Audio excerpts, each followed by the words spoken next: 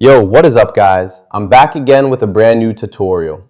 Today, I'm going to show you how to get the modded version of Car Parking Multiplayer 2. This will basically give you unlimited money and coins in the game, which you can use to purchase anything. And don't worry, it's completely safe. I've been using it for a while now.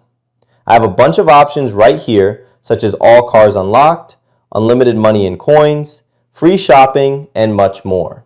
The first thing you want to do is grab your iOS or Android device.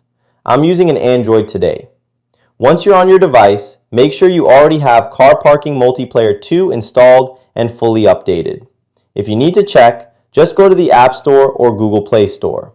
Once that's done, the next step is to simply open your browser and follow my instructions. In the search bar, type Car Parking Multiplayer 2 and press Install. After the installation is complete, the mod will be installed on your device. Thanks for watching. See you next time.